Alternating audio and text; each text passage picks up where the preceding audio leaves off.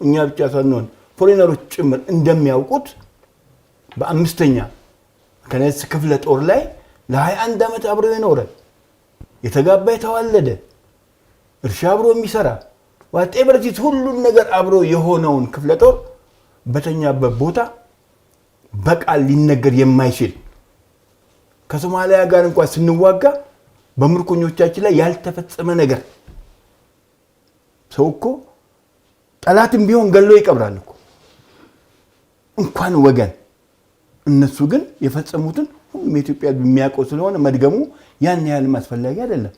ሳምንታዊ የእንነጋገር ፕሮግራማችን ተጀምሯል። በዚህ ፕሮግራማችን ደግሞ ወቅታዊ ጉዳዮችን በማንሳት የተለያዩ ርዕሰ ጉዳዮችን እያነሳን ቆይታ እናደርጋለን። በዚህ ፕሮግራማችን ደግሞ ሁለት እንግዶችን ጋብዣለሁኝ። እነዚህ እንግዶቼ ደግሞ ከቀድሞ የኢትዮጵያ ሰራዊት የድጋፍና የልማት ማህበር የተጋበዙ ናቸው። እኔ ሚልኪያስ አዱኛ ነኝ።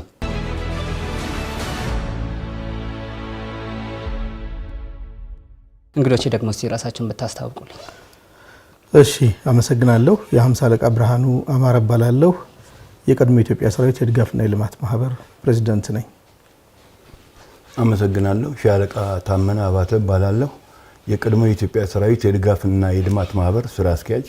አሸባሪው የህወሓት ቡድን በኢትዮጵያ ላይ ወረራ በመክፈት የእጁን አግኝቶ ከተመለሰ በኋላ አሁንም ዳግም ለጦርነት ራሱን እያዘጋጀ ነው የሚገኘውና በተለያዩ አቅጣጫዎች የጦርነት ጉሰማዎችን እያሰማ ነው የሚገኘው። ምናልባት እንግዲህ ይህንን ስንመለከት ይህ ያለው እንድምታ ምንድነው? አመሰግናለሁ። እንግዲህ አንተም እንደገለጽከው ህወሓት ከስልጣን ወርዶ በፓርቲነት መቀጠል እንደሚችልና ኢቨን ስልጣን ላይ ያሉትም እንደማይነኩ ፕሮሚስ ተገብቶላቸው ከፕሮሚሱም ውጪ ወደ ኋላ ሄደን የምንቆፍረው ነገር የለም ወይም የምንጎነጉነው ነገር የለም፣ ወደፊት በጋራ አገራችን እናስቀድም በሚል ነው አሁን ያለው መንግስት እነሱን ሲጋብዝ የነበረው እንደ ልመናም ቁጠረው። ነገር ግን እነሱን አምቢሺየስ ያደረጋቸው ወይም ጉልበተኛ ያደረጋቸው ቀደም ሲል ለ27 ዓመታት ያደራጁት የገነቡት ጠቅላላ ሰራዊቱን በል መሳሪያውን በል በራሳቸው ስትራክቸር፣ በራሳቸው መንፈስ፣ በራሳቸው ፍላጎት በመሆኑና እኛ ይሄን ሁሉ ሰራዊት ይዘን ይሄን ሁሉ መሳሪያ ይዘን አሁን የመጣው መንግስት ባዶ ቤት ከተረከበ ምን ሊያመጣ ይችላል? ስለዚህ እኛ ፍላጎታችንን በውዴታ ሳይሆን በግድ እናስፈጽማለን፣ ወደ ስልጣናችን እንመለሳለን የሚል ኢንተረስት ይዘው የተነሱ ሰዎች ስለነበሩ ይህን ፍላጎታቸውን ለማሳካት መንግስት ያቀረበላቸውን ማንኛውንም አይነት የሰላም፣ የፍቅር፣ የአንድነት መልእክቶችን ቦታ አልሰጡም።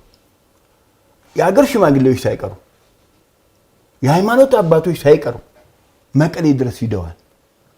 ምንም ተቀባይነት ሳያገኙ ባዶ እጃቸውን የተመለሱ።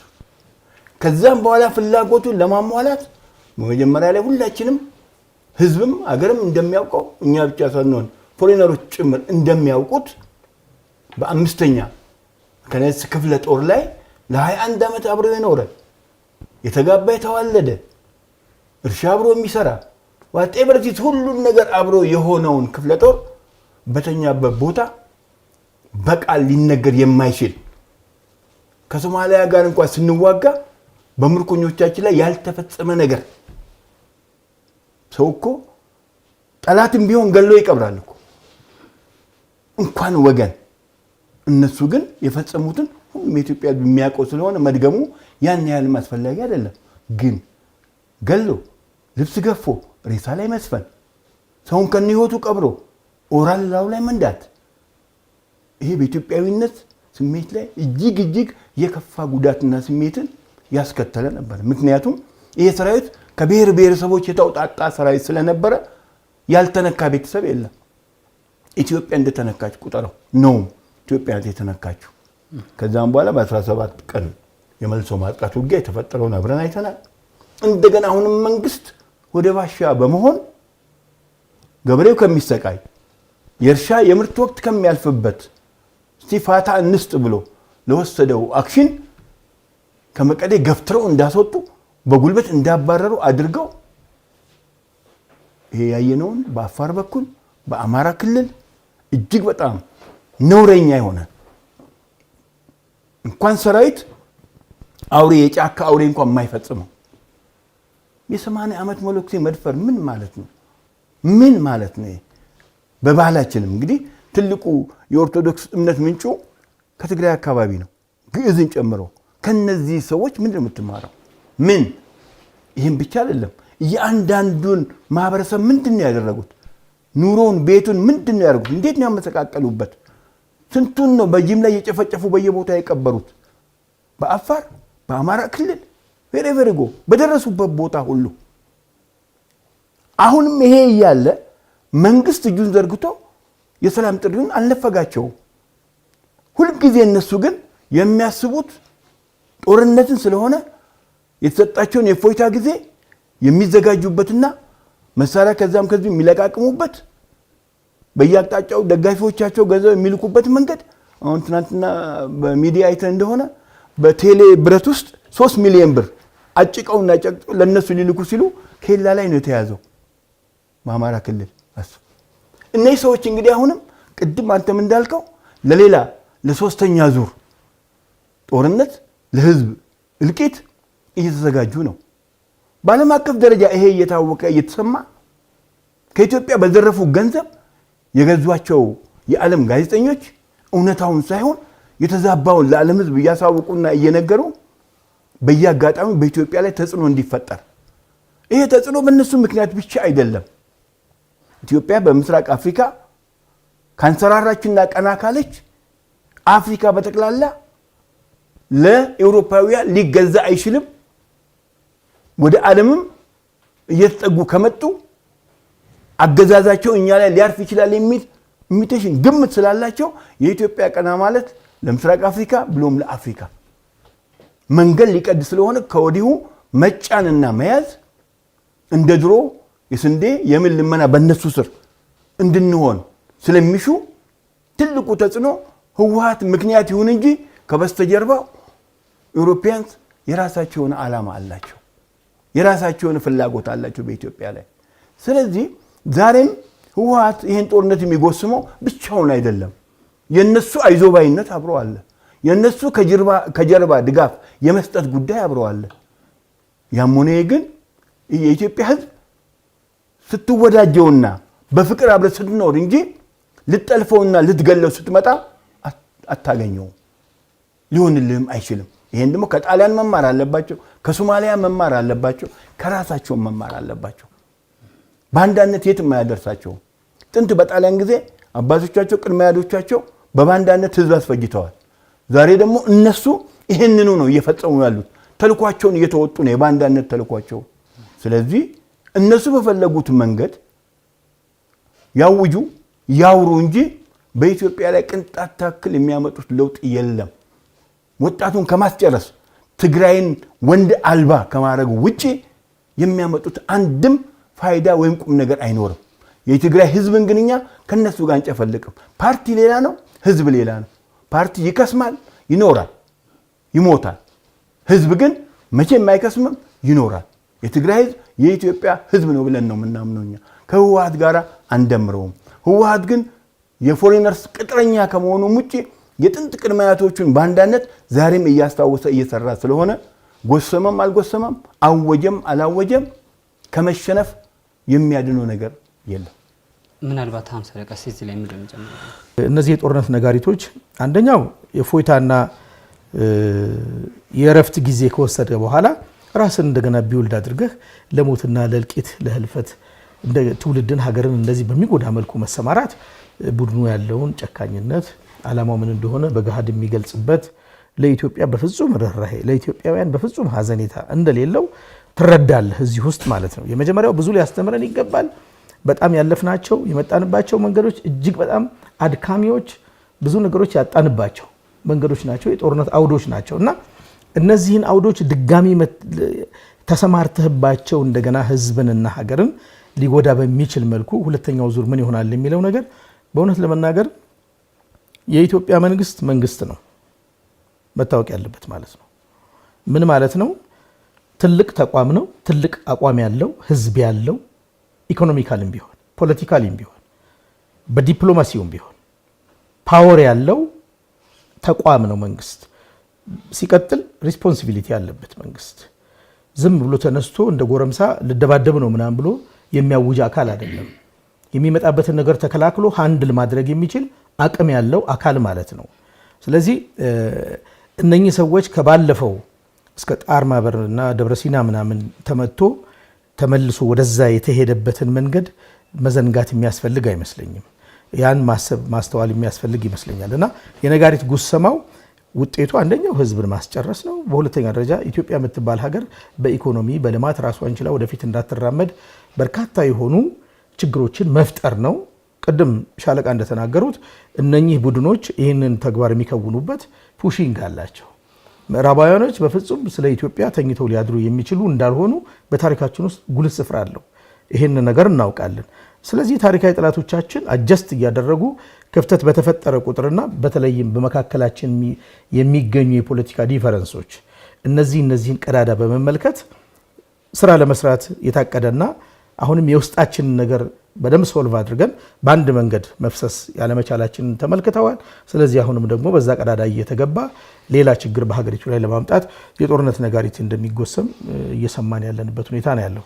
ነገር ግን ማጣፊያው ምናልባት ወደ ኋላ ላይ መተን የምናየው ነው የሚሆነው። ምን ይሆናል? እንዴት ይቋጫል? ወታደራዊ ሳቢው ምንድነው? የቱ ጥግ ነው የሚያርፈው የሚለውን በኋላ እንመለከትበታለን። ነገር ግን የነጋሪት ጉሰማው የትላንትናውን የውጊያ አውድ በተገቢ መንገድ ያለመማር ነው። ያ በጣም አስተማሪ ነው። ማንንም ነው የሚያስተምረው፣ ዓለምንም ያስተምራል። ምክንያቱም ኢትዮጵያን አንድነቷን ለማፍረስ የኢትዮጵያን ህዝቦች በፍቅር የመኖር ህልውናን የመናድ በጣም እጅግ አደገኛ ፎርስ ነበር የነበረው ባለፈው ግንቱ ማለት ነው። ስለዚህ ይህን ሁሉ ብሬክ አድርጎ መልሶ ማጥቃት አድርጎ ህልውናዋን ያስከበረ አንድነቷን ጠብቆ ምንም እንኳን በውስጣችን በርካታ ፌለሪቲዎች ቢኖሩም ነገር ግን የዚችን ሀገር ህልውና ዛሬ ባለንበትም ኮንዲሽን እዚህ ጋር ማድረስ በራሱ አሸናፊነት ነው። ይህንን አሸናፊነት እንደገና ለመገዳደር ከትላንቱ ያለመማር ነውና ይህንን ከትላንቱ ያለመማር ብለን አንድ ቦታ እናስቀምጠዋለን። ሌሎችን ወታደራዊ ምልከታዎች በሚቀጥለው ሀሳባችን እንገልጻለን። የታጣቂ ቡድን አመራሮች የትግራይን ህዝብ ከከበባ ለማውጣት ይላሉ። የተለያዩ አይነት ስሞች ነው የሚሰጡት። ወይም ደግሞ ራሷን የቻለች እንደ ሀገር ትግራይን መሰረታለን የሚል ሀሳብ የሚኖራቸው ይሆናልና በዚህ ውስጥ እጅግ ተጎጂ እየሆነ ያለው የትግራይ ህዝብ አይደለም ወይ? መለስ ብሎ ወደኋላ የእነሱን ሂስትሪ ትንሽ ማየት ያስፈልጋል ለህዝብ ግልጽ እንዲሆን። ወያኔ 17 ዓመት ከኛ ጋር ሲፋለም ማኒፌስቶ የመጀመሪያ ማኒፌስቶ ታላቋን ትግራይን ለመመስረት የኢትዮጵያን ህዝብ በተለያየ መልክ መበታተን፣ በምን በብሔረሰብ፣ በምን በሃይማኖት፣ በምን በክልል፣ ለዚህ ሁሉ ደግሞ ኢትዮጵያዊነትን የሚያቀነቅነውን ሰራዊት መበተን። ምክንያቱም ይሄ ሰራዊት ካልተበተነ ከፍተኛ ኃይል ያለው ከፍተኛ ፖቴንሻል እውቀት ያለው የተለያየ አይነት መስክ የተማረና የተለጠነ ስለሆነ የሀገሩን ውድቀት ቁጭ ብሎ በጸጋ የሚቀበል ሰራዊት አይደለም። አሁንም አይደለም፣ ወደፊትም አይሆንም። ይሄን ስለሚያውቁ በመጀመሪያ ደረጃ ሰራዊቱን በዓለም አቀፍ ደረጃ በአፍሪካ ደረጃ ተደርጎ የማይታወቅ ብተና ብቻ እኮ አይደለም፣ በየትኛውም መስሪያ ቤት ተቀጥሮ ስራ እንዳይዝ ጭምር ሰርኩላር ተበትኖብናል። ከዛ ውጪ እኔን አሁን 10 ዓመት አስረውኛል። ፍርድ ቤት አልቀረብኩም፣ ፍርድ ቤት አያቀኝም። ሲበቃቸው ነው የፈቱኝ አመራር ነው ብለው። ስለዚህ ማኒፌስቶአቸው ይሄ ስለሆነ መጀመሪያ የሰራዊቱን አገባደዱ። ከሰራዊቱ ቀጥሎ በብሔር መከፋፈል ነበረ። እንዳየው ኦሮሚያ ክልል ኦህዴድ አሉ፣ በአማራ ክልል በአዴን አሉ፣ ደቡብን እንደዛው ስያሜ ሰጡት። በዚህ መልክ ከከፋፈሉ በኋላ በሰው ላይ ብቻ እኮ አልቆሙ። ተሽከርካሪዎችን ኢስቲ ሰሌዳቸውን ምንድነው የሚለው? አማ ኦሮ ጅማ ምናምን አለ የሚለው። ኢቭን ሰው ባንኩን ኢስቲ አማራ ባንክ የኦሮሞ ባንክ አለ የሚለው። ሉክ ምን ያህል እታይ ድረስ እቅዳቸውን እያሳኩ እንደሄዱ። ላስትሊ በኢትዮጵያ አንጡራ ገንዘብ ያንዳንዱ ድሃ ከመቀነቱ ፈቶ ባዋጣው ገንዘብ የተገዛውን መሳሪያ በሙሉ ወዴት ነው የወሰዱት? ወደ መቀሌ። ለምን ብለው? ከኤርትራ ጋር ውጊያ ተከፈተ ብለው ሪዝን ምክንያት። እያንዳንዱ ሰራዊት ስትራክቸሩ ሲዋቀር እንዴት ነው የተዋቀረው? በምን? መሪው ማን ነው? ከላይ ጀምረ ከኮር ከክፍለ ጦር ከብርጌድ ከሻምበል ከሻለቃ አዛዥ ጀምረ ማን ነው? እግረኛ ተዋጊውስ ማን ነው? 90% 99% እነሱ ነበሩ። ስለዚህ ይሄን ሁሉ ሰራዊት በእጃቸው ይዘው ይሄን ሁሉ የሀገሪቱን መሳሪያ አንጡራ ንብረት መቀሌ ወስደው ደብቀው ቀብረው አስቀምጠው እንዴት አድርገው ስልጣን ከኛ እጅ ይወጣል ብለው ያስቡ ነበር? ህዝብ ውስጥ ምን ሆንኩ እንዴት ሆንኩ ብሎ ያምጣል ብለው ይገምቱ ነበር? ያመጡ እንቅስቃሴ እኮ በየቦታው ወጣቱ ሲጀምር በሚችሉት አቅም ሁሉ ለማፈን ለማስገደል ጥረት አድርገዋል። ግን ህዝቡ እየባሰበት ስለሄደ ሆ ብሎ ተነስቶ አሁን ያለው መንግስት ለውጥ ሲመጣ ቅድም እንዳልኩ ያሰቡት የተዘጋጁበት ስለሆነ ኢትዮጵያውያን አንድ ሆኖ ሊመክቱን አይችልም የሚል ከፍተኛ ኢንተረስትና እምነት ነበራቸው። ይሄ ብቻ አይደለም። ህዝቡን እኮ በገንዘብ ቦታ በመስጠት ህንፃ እንዲገነባ በማድረግ ከነሱ ጋር ሼር እንዲገባ በማድረግ ሰልበውታል ህዝቡን። ወጣቱ ኢትዮጵያዊነትን በዚህ በ30 ዓመት በነሱ የአገዛዝ ዘመን ውስጥ የነበረ ወጣትን እኮ ኢትዮጵያዊነትን እንዲያቀነቅን አበላሽተውታል። የሚውለው ፊልም ቤት ነው፣ የሚያየው ደርቲ ፊልም ነው። ጭንቅላቱ ተበርዟል። ስለ ትምህርት አያስብም። ፈተና ሲወድቅ እኮ የአባቱን ሽጉጥ ይዘው መጥቶ አስተማሪውን ማርክ ጨምር ብሎ የሚያልፍ ተማሪ ነው የነበረው። ዜርፎር ይሄ ወጣት ተኮላሽቷል። ማህበረሰባችንን ከሞላ ጎደል በጥቅም ይዘውታል። ልክ እነሱ ሲሸፍቱ ይሄም ማህበረሰብና ወጣቱ ምን ሊሆን ነው? አብሮ ሊሸፍት ነው በስሜት። ስለዚህ አዲስ አበባ ከተማ ውስጥ የምታየው የተገነባው ህንፃ በሙሉ እኮ በሼር የብዙ ሰው እጅ ያለበት። ለዚህ እኮ ነው ጦርነቱ ቶሎ መቋጨት ያልቻለው። ማን ነው መዋጮ እያዋጣ የሚልከው? ከውጭ ብቻ እንደሚመጣው ገንዘቡ ከሀገር ውስጥ ፍሎ የሚያደርግ ገንዘብ የለም። አሁን ትናንት እንደተያዘው አይነት 3 ሚሊዮን ብር። ስለዚህ አሁንም እስከ ታች ድረስ ስትራክቸሩ ታይ ድረስ ወርዶ አላጸዳም፣ አላጠራም። ችግር አለ። ማህበረሰቡ እኮ በደንብ ያውቃል። እየለፈለፈም እኮ ነው ማህበረሰቡ። እስከ ታች ውረዱና ይሁን ለየአንዳንዷ ምክንያት ከበሮ የሚጎስሙ አሉ፣ የሚገፉ አሉ። ኢትዮጵያዊነትን በፍጹም እንዲቀነቀን የማይፈልጉ አሉ። ስለዚህ ዛሬም ነገም ወደፊትም በብሔር እንድንባላ የሚያደርጉን አሉ። በማህበረሰቡ ውስጥ ብቻ አይደለም። ምናልባት እኮ እነዚህ እጃቸው ከረዘመ ሰራዊቱ ውስጥም ሊገቡ ይችላሉ። ሰራዊቱን በብሔር እንደለመዱት ሊከፋፍሉት ይችላሉ። ይህም ጥንቃቄ ያስፈልገዋል። ስለዚህ ማህበረሰባችን ጦርነት ሲባል ፍትፍት እርጎ አይደለም ይዞ የሚመጣው፣ ጥይት ነው ይዞ የሚመጣው። እኛ ተከላካዮች ነን። እንደ መንግስት ይቅር ብያለሁ ብሏል። ተሰሚነት አላገኘም። አሁንም መንግስት ህዝብ እንዲያልቅ አይፈልግም። ተሰሚነት አላገኘም። በአማራው ክልል የተሰደደውን ማህበረሰብ አንተ የምታውቀው ነው። በአፋር ክልል ማህበረሰብ ተሰደው ሜዳ ላይ ያለ ማህበረሰብ የምታውቀው ነው። ለሌላ ዙር የማህበረሰብ መፈናቀልና እልቂት እያቀዱ ነው እየመጡ ያሉት። ሲያቀራሩ ትሰማለህ። ይሄ ማለት እዚህ ያለው የኢትዮጵያ ሰራዊት ውሃ ነው የሚረጨው። ከዛ የሚመጣው የትግራይ ወጣት እስካሁን ያለቀው አሁን በግዴታ ሽማግሌ የለ አሮጊት የለ በግዴታ የሚመጣው የጥይት ራት ሊሆን አይደለም።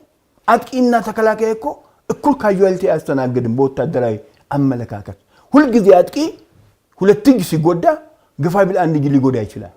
ጦርነት ነውና። ስለዚህ አሁንም የትግራይ ወጣቶች የትግራይ እናቶች አቅም ኖሯቸው እምቢ ማለት መብቱም በእጃቸው ስላልሆነ በጠመንጃ ስር በመሆናቸው ነገም ከነገ ወዲያም በረሃብ ማለቃቸው ስለማይቀር በጦርነትም መጎዳታቸው ስለማይቀር እምቢ ብለው ልጆቻቸውንም ከእልቂት ማዳን አለባቸው ብዬ ነው የማስበው። ሌሎች ካድሬዎች የሚያወሩትን አይደለም። ካድሬው እኮ ላይሞት ይችላል። አንተን ፊት ለፊት አጋብጦ እሱ ሊያፈገፍክ ይችላል። በቀዳዳ ሾልኮ ሱዳን ሊገባ ይችላል። ህይወቱን ሊያኖር ይችላል አለዋ ስላለው አሁን እየተጎዳ ያለው ምንም የሌለው እናት አባቴ ከሚታሰሩብኝ ብሎ በግንባር የሚፋለመው ነውና ይሄ ደግሞ ወደ እልቂት ወደ ሞት በጅራፍ እየተገረፈ በጥይት እየተነዳ የሚመጣ በመሆኑ የራሱን አቋም መውሰድ አለበት ብዬ ነው የማምነው። ይሄ ብቻ አይደለም። ዩሮፕ ቁጭ ብለው በሰው ልጅ ህይወት የሚነግዱ እውነት የትግራይ ተወላጆች ነን የሚሉ ከሆነ ይሄን እልቂት ማቆምና ማስቆም ይገባቸዋል። አለበለዚያ ግን ነገ የታሪክ ተወቃሾች ናቸው። በሰው ህይወት እየነገዱ ነው። በዘረፉት የኢትዮጵያ አንጡራ ገንዘብ አይዟችሁ እያሉ ለድል ትበቃላችሁ እያሉ የትግራይን ወጣት እያስፈጁት ነው። የትግራይን እናት እንባ እንዲፈስ እያረጉ ነው። ዛሬ ትግራይ እናት የምታነባው እንባ እንኳ የላትም እውነቱን ለመናገር። ስለዚህ አሁንም ቢሆን ቆም ብለው እነዚህ የህወሓት መሪዎች ነን የሚሉ ሰዎች ቆም ብለው እንደ ሰው ጭንቅላታቸውን ሊያሰሩና ሊያስቡ ይገባል። ሁልጊዜ በሐሺሽ መነዳት አስፈላጊ ነው ብዬ አላምንም። እኔ በንጹህ ጭንቅላት ቆም ብለው የሚሞተው ሰው ነው፣ የሚያልቀው ሰው ነው። አይ ሰው አንፈልግም መሬት ነው የሚሉ ከሆነ ይሄ ሌላ አማርኛ ነው። ሰው የሚፈለግ ከሆነ ግን ይሄን አሁን የሚደነፉበትን ውጊያ ሊያቆሙና ወደ ሰላማዊ መንገዱ ወይም አቅጣጫ ቢያዩ ይሻላል የሚል እምነት አለኝ። ስለዚህ ጦርነት ሁልጊዜ ሲመጣ ለአንተ እርጓል ይዞ ይመጣ ጥይት ነው ይዞ የሚመጣው።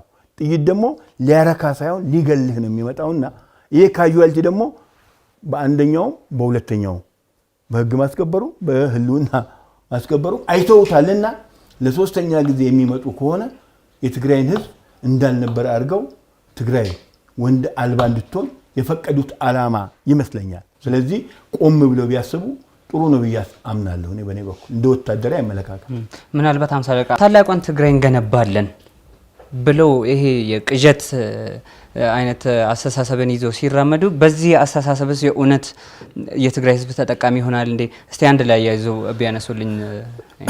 አመሰግናለሁ። እንግዲህ በኢትዮጵያ ታሪክ ውስጥ የትግራይ ህዝብ ኢትዮጵያን ከመሰረቱና ከገነቡ ህዝቦች አንዱ ነው። ይሄ መዘንጋት የለበትም። በመጀመሪያ ደረጃ ትግራይ ያለ ኢትዮጵያ፣ ኢትዮጵያ ያለ ትግራይ በምንም አይነት ነገር ታሪካቸውን ለይተው ሊኖሩ የሚችሉበት እይታ ወይም አስተሳሰብ አይታየኝም፣ ለኔ በግሌ ማለት ነው። ምክንያቱም ታሪካዊት ሀገር ነች። አክሱምን አንስተን ወይም መዘዝ አድርገን ብንመለከት የኢትዮጵያን ታሪክ ከዛ ወስደን ነው ብዙ ነገሮችን ዓለም ላይ ፕሮሞት አድርገን ኢትዮጵያዊነት ምን ያህል ስትሮንግ እንደሆነ የገለጥንባቸው በርካታ ጀግኖች ፈልቀውባት በዓለም ላይ አስደማሚ ገድል ያላቸው እና አሉላ አባ ነጋ እና አፄ ዮሐንስ እነዚህ የኢትዮጵያ አንጓ ናቸው።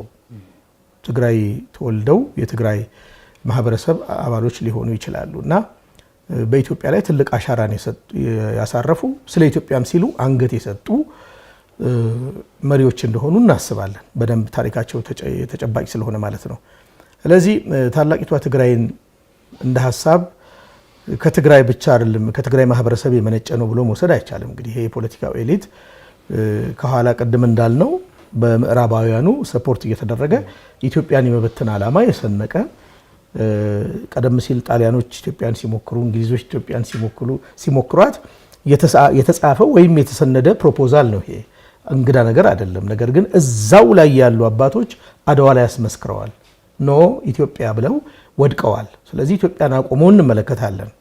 ከታሪካችን አንጓ እንደምንረዳው ትግራይ የኢትዮጵያ ትልቅ መሰረት አለት የሆነች በኢትዮጵያዊነቱ የማይደራደር ማህበረሰብ ያለባት ሀገር ናት። ብዙ ስለማውቀው ነው እዛው ስላደኩኝ እና ታላቂቷ ትግራይ ብሎ እንዳልኩህ ጠላቶቻችን ኢትዮጵያን የማፈራረስ ጉዳይ ሲጀምሩ አንደኛ መልክዓ ምድሩ ለወታደራዊ ስትራቴጂ በጣም ይመቻል። ተራራማ ነው፣ በረሃማ ነው። እንዲህ አይነት ነገሮችን ለመከወን ስለሚቻል ጠላት በጥናት ያን ማህበረሰብ ወይም ከዛ ውስጥ የሚወጡ የፖለቲካ አስተሳሰብ ወይም የአይዲዮሎጂ ቅኝት ውስጥ የሚገቡ ሰዎችን በዚህ አይነት መልኩ ሼፕ እያደረገ ኢኮኖሚካል ነገራቸውን ከፍ እያደረገ ይችን ሀገር ለማፍረስ የሚጠቀምበት የፖለቲካ አስተሳሰብ ነው ብሎ መውሰድ ነው የሚቻለው እንጂ ታላቂቷ ትግራይን በኔ እይታ የትኛው ስፍራ ላይ የትኛው ቦታ ላይ እንዲህ ቢልድ ማድረግ ይቻላል ታላቂቷ ብለ? ምክንያቱም ማህበረሰቡ ኢትዮጵያዊ ነው። ኢትዮጵያዊነቱን የካደ ህዝብ አይደለም።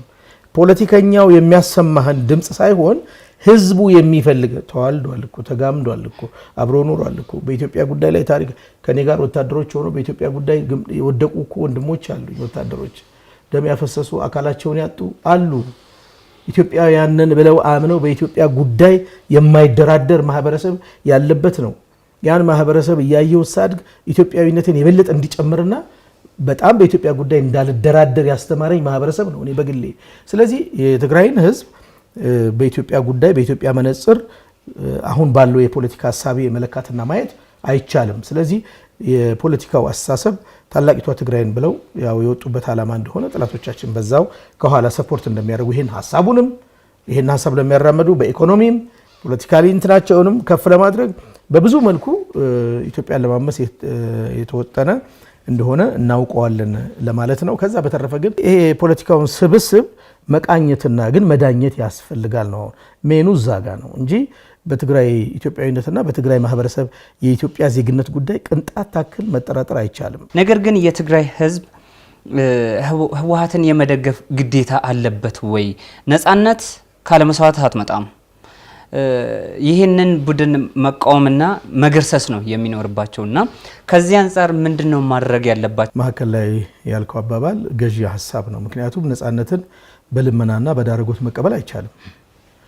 የትግራይ ህዝብ እንደ ጥንካሬው አንድነቱን ፍቅሩንና ኢትዮጵያዊነቱን የሚወድ ህዝብ ነው ብለን ካልን ምንድነው መደረግ ያለበት የሚለው ነገር ምንድነው? ለህዝብና ለሀገር ለአንድነት ለሉዓላዊነት ስጋት የሆነን አካል የግዴታ መፋለም ወሳኝነት አለው። ምክንያቱም ከሀገር የሚበልጥ ነገር የለም።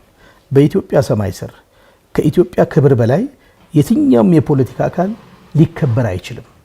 የሁሉ የክብር በላይ ኢትዮጵያ ናት። ስለዚህ ኢትዮጵያውያን የሆነው ማህበረሰብ ተነስቶ እዚህ ቡድን ላይ ኖ በቃ የሚል አክሽን ሊወስድ ይገባዋል።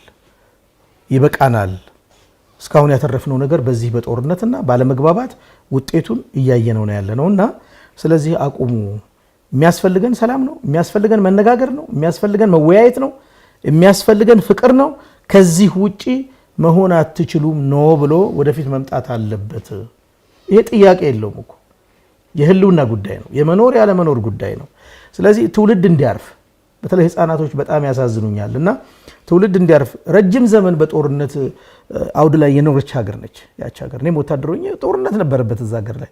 ስለዚህ ይሄ ነገር ማብቂያ ሊደረግለት ይገባል፣ መቋጫ ሊደረግለት ይገባል። አያስፈልገንም ይሄ መነጋገር እየቻል አንድ አይነት ቋንቋ እያወራን አንድ አይነት ባህል እያለን አንድ አይነት ወግ እያለን አንድ አይነት ህዝቦች ሆነን ምንድነው የሚል ኩዌሽን ወደፊት መምጣት አለበት ከማህበረሰቡ። ማህበረሰቡ ይሄንን ገፍቶ ከመጣ ይሄኛው የፖለቲካ ስብስብ ወደደም ጠላም የመደንገጥ ሁኔታዎች ይፈጠሩበታል። አልገዛም ነፃነቴ ማለት መስዋዕትነት የሚያስከፍል ነው። በእርግጥ እየተጎዱ ሰዎች ዜጎች እንዳሉ እናውቃለን፣ ቀደም ሲል ማለት ነው። ዛሬም ሳክሪፋይ ማድረግ የግድ ይላል። ምክንያቱም ሀገር ነች። ወደዚህም ተመጥቶ ጦርነት ከወገን ጋር ነው የሚደረገው። ወደዚህም ሲመጣ ሞት አለ፣ ወደዚህም ሲመጣ ውድመት አለ፣ ወደዚህም ሲመጣ አካል መጉደል አለ። ስለዚህ የማይቀረውን ነፃነት ለማግኘት ግን የሚፈለገውን ዋጋ መክፈል ተገቢ ነው ብዬ ነው የማስበው እና የትግራይ ህዝብ በዚህ ላይ ቁርጥ ያለ አቋም ይዞ ይሄንን ቡድን በቃህ ተው ብሎ ወደፊት መምጣት ይጠበቅበታል ብዬ አስባለሁ። መጀመሪያ ህዝብን ለማስተዳደር ህዝብ መኖር አለበት። ከዛ ደግሞ ህዝብ የሚኖርበት ሀገር ደግሞ ያስፈልገናል። ስለዚህ እኔ ከምፈልገው ስልጣንና ከምበላው ምግብ የማስቀድመው ህዝቤና ሀገሬን ነውና የኔ ስልጣን ላይ መቀመጥ ህዝብና ሀገሬን የሚጎዳ ከሆነ ስልጣኔን መተው አለብኝ ብዬ ነው የማስበውና ህወሓት ይህንንስ ማድረግ አልነበረበትም ወይ? ስልጣኑን ለምን ትቶ ለህዝብና ለሀገሩ ሰላም እንዲወርድ አደርግም? አንድ ላይ ያይዞ ቢያነሱልኝ እስቲ። ይሄ እንግዲህ ባይዘው ጥሩ አመለካከት ያለው ህዝባዊ አገነባብ የሚያውቅ ከእንቁ ህዝብ የወጣ እንቁ ሰው የሚያስበው ነው። የህወሓት አመራሮች ግን ዛሬም ነገም ወደፊትም የትግራይ ህዝብ ከኛ እጅ አይወጣም የሚል ቀቢጸ ተስፋ ያለባቸውና ለ44 ዓመት ተጽዕኖ ያሳደሩበት ክልል እኮ ነው። አሁን የምታያቸውና የሚጮሁት እኮ ካድሬዎች ናቸው። ገበሬው እኮ አይደለም። ገበሬው እኮ ከአቅሙ በላይ ነው። ጭንቅላቱ ውስጥ ለ44 ዓመት ያስቀመጡት ፖለቲካ ብሬን ዋሽ አልተደረገም እኮ። ከዛ መስመር እንዲወጣ አልተደረገም እኮ። አሁን ቅድም አምሳ አለቃ ብርሃኑ እንዳለው ሆብቶ ተነስቼ እሄዳለሁ ለማለት እኮ ነፃነቴን አስከብራለሁ ለማለት እኮ እዚህ ውስጥ ያለው ታጥቦ መውጣት አለበት። የህወሓት ዓላማ የህወሓት ረጅም ጊዜ የአገዛዝ ስልት ታላቋን ትግራይ ብሎ እኮ እዚህ ውስጥ አስቀምጧል። ታላቋ ትግራይ እኮ ታላቅ የምትባለው ከኢትዮጵያ ጋር ነው። ኖት አሎን ብቻዋን እኮ አይደለም። ይሄን ማህበረሰቡ እኮ ገበሬ ወንድሞቻችን አባቶቻችን ምን ያህል ይረዱታል? የተሳሳተ መንገድ መሆኑን እንኳን የተረዱት ካድሬዎቻቸው ከጥቅም አንፃር አይናቸው እያየ አላየንም፣ ጆሮአቸው እየሰማ አልሰማንም፣ ወጣቱ እያለቀ እየሞተ አልሞተም ብሎ እኮ ነው የሚቀሰቅሱት። እዚህ ቦታ ድል አድርገናል፣ እዚህ ቦታ ይዘናል፣ ቶሎ አሁን ደግሞ ወጣት አዋጡ እኮ ነው የሚሉት። ፊደል ቆጠር ነው የሚሉት። እንኳን ኢቭን ኢውሮፓ ያሉት ምንድነው እያደረጉ ያሉት? ምንድነው የሚቀሰቅሱት? ምንድነው ለዘመዶቻቸው የሚያስተላልፉት መልእክት? ለድል ተቃርበናል፣ በርቱ፣ አግዟቸው፣ ተዋጉ አይደለም እንደሚሏቸው። እንደዚህ ውጊያ ቀልድ ነው። ስለዚህ ቅድም አንተ ያልከው ሐሳብ እኮ ትክክለኛ ከህዝብ የወጣ ለህዝብ የሚያስብ ህዝብ የመረጠው መሪ ቢሆን ህወሓትን ህዝብ የመረጠው መሰለ እንዴ? 17 ዓመት ተፋለመ፣ ከበረሃ መጣ፣ ሆ ብሎ ገባ፣ በዛው ቀጠለ። ባለፈው ትግራይ ውስጥ ከኢትዮጵያ በተናጠለ ወይም በተናጠል ሁኔታ ምርጫ አከናወን፣ 99% ተመረጥናል። ከማን ጋር ተወዳድሮ ነው የተመረጠው? ህዝቡስ የፈለገውን ለመምረጥ መብትና ስልጣን ነበረው? አንደር ማሽንገን መሳሪያ ስሩ ነው እኮ ነው። ነፃነት ወይ ባርነት ተብሎ እኮ ነው የሚኖረው የትግራይ ህዝብ። እውነቱን እንነጋገር ከተባለ ኢውሮፕ የሚንደላቀቁት እዚህም አዲስ አበባ ውስጥ እንደፈለጋቸው የሚሆኑት አይደሉም። እዚህም እኮ እናውቃለን እኮ ትናንት ደብረ ብርሃን ደረሱ ሲባል ከበሮ ፀሐይ ላይ አውጥተው ሲያደርቁ የነበሩትን እኮ እናውቃለን። ግን እንደ ኢትዮጵያዊ ታጋሽ መሆን አለብህ። እንደ ኢትዮጵያዊ ናቸው ነገ ይማራሉ ብለህ ማለፍ አለብህ። ከዚህ መንግስት የምንማረው አንዱ ይሄን ፍቅር ሰጥተህ ፍቅር መቀበል፣ የተሳሳተውን አስተምረህ መመለስ። መግደልን አልተማርንም። ሊገልስ ይመጣ ግን ሲብስብህ ግን አገርን ለማዳን ስትል at the end የምትወስደው አክሽን ነው። ስለዚህ የትግራይ ህዝብ ምራኝ ብሎ እጅ አውጥቶ ያልመረጠው ሰው እንዴት አድርጎ ለትግራይ ያስባል ብለህ ትገምታለህ? እንዴት አድርጎ ወጣት ማለቅ የለበትም፣ ህዝብ ማለቅ የለበትም፣ ከመንግስት ጋር ተነጋግረን ሰላምን እናምጣ የሚል በምን መልኩ ከየት ተፈጥሮ እንዴት ተፈጥሮ? በመሳሪያ እኮ አይደለም እውነታው የሚመጣው። ሰው በመግደልና ሰው በማስጨረስ አይደለም እውነታው የሚመጣው። በዚህ በ21ኛው ክፍለ ዘመን ሰው እየገደልክ ታላቋን ትግራይ መሰረታለሁ ትላለህ እንዴ? ሰው እኮ አልቋል። ማንን ይዘህ ነው ታላቋን ትግራይ የምትመሰረተው? ብታሸነፍ እንኳን ማንን ይዘህ? መሬቱን ነው? ወጣቱን አስጨርሰሃል። አሮጊ ሽማግሌው አልቋል። ቅድም እንዳልከው መንግስት ኦኬ ህዝቦቼ ናቸው፣ ህዝቦቼ እንዲራቡ አልፈልግም ብሎ እያስገባ ነው። መድኃኒቱንም በአየርም በምድርም እህሉንም በአየርም በምድርም እያስገባ ነው። ባይዘው እውነት ይሄ እህል እውነት ይሄ መድኃኒት ለህዝቡ ይደርሳል? ይሄ ነው መጠየቅ አለበት። ለህዝቡ ይደርሳል ወይስ የተዋጊው ምግብ ነው የሚሆነው? የተዋጊው የህክምና መሳሪያ ነው የሚሆነው? ኢውሮፖች እኮ ምን እንደሚያደርጉ እናውቃለን። ለህዝብ የሚያዝኑ ይመስልሃል እንዴ? ለተጎዳው ህዝብ እንዳይሞት ብለው እህል የሚልኩ ይመስልሃል እንዴ? ወያኔ በሚገባ ይህን የተጠቀመ ኢትዮጵያ እንዲያፈራርሳት፣ ኢትዮጵያ እንደመጀመሪያው ለማኝ እንድትሆን የሚያደርጉት አንዱ የመራመጃ ምዕራፋቸው እንጂ እውነት ለተራበው ህዝብ ይሄ እህል እንዲደርስ፣ እውነት ለታመመው ህዝብ መድኃኒት እንዲደርስ እንዳይመስል። መድኃኒቱም ሆነ እህሉ ህወሓት ካዝና ውስጥ እንደሚገባ፣ ህወሓት ስቶር ውስጥ እንደሚገባ ምንም ጥርጥር የለኝም። ለነሱ ጥቅም እንደሚውል ቢኮዝ የሚቆጣጠረው ሰው የለማ። የትግራይ ህዝብ ምንድነው ማድረግ ያለበት ታዲያ? የትግራይ ህዝብ እንግዲህ አሁን ቁጭ ብሎ መሞት ነው። ቅድም አንተ እንዳልከው ቆም ብሎ ማሰብ አለበት። አሁን እኮ ልጆቹ አላስብለት ስላሉ ሽማግሌው ምን ያድርግ? አሁን አይተህ እንደሆነ ባለፈው ስብሰባ ላይ ለልጆቻችን ድርቆሽ አዘጋጅተናል፣ ለልጆቻችን ይሄን አድርገናል፣ መዝመት መዋጋት አለባቸው ሲሉ ነበር ስብሰባ ላይ። እነዚህ ካድሬዎች ናቸው ይሄን የሚሉት። ገብተዋል። ስለዚህ የትግራይ ህዝብ አሁንም ቢሆን ቆም ብሎ ልጆቹን ከማስጨረስ በቁጥር ከ10 ከ15 ለማይበልጡ ስልጣን ፈላጊዎች ብሎ ራሱም ከሚሞት ህዝብም ከሚያልቅ አገርም ከምትወድም በቃችሁ ብሎ የማይሰሙት ከሆነ እዚህም ሞት ነው እዛም ሞት ነውና በአደባባይ ወጥቶ መቃወም ባለው አቅም እነሱን በፍጹም እንቅስቃሴ እንዳያደርጉ ልጆቻቸው እንዳይነቁ መከላከል መቻል አለባቸው። መከላከል ብቻ አይደለም፣ ፌስ ቱ ፌስ መጋፈጥ አለባቸው። መሳሪያ ባይኖራቸው ይቀማሉ። ከራሱ ላይ መሳሪያ ቀምተው ነፃነታቸውን ማወጅ ይችላል፣ ማስከበር ይችላሉ። ይሄ እኮ ባርነት ማለት እኮ ነው። አትበላም አትጠጣም፣ ልጅ አምጣ፣ ልጅ ካላመጣ 20 ሺህ ብር አምጣ፣ 20 ሺህ ብር ካላመጣ አንተ ራስና ግባ ማለት ዜግነት ነው አይደለም እኮ። ይሄ የእጅ አዙር ባርነት እየፈጸሙባቸው ነው። ኢሮፕ በሚገፋቸው ተሽከርካሪ እየተገፉ የሚያስገድዱ ሰዎች ስለሆነ ካሁን በኋላ የነሱን አመራር እየተቀበለ የመቀጠሉ ሁኔታ ቁጭ ብሎ ሞት ነው የሚጠብቀው። ተፋልሞ ግን ለሚቀጥለው ጄኔሬሽን ለሚመጣው ትግራይ ለሚፈጥረው ትውልድ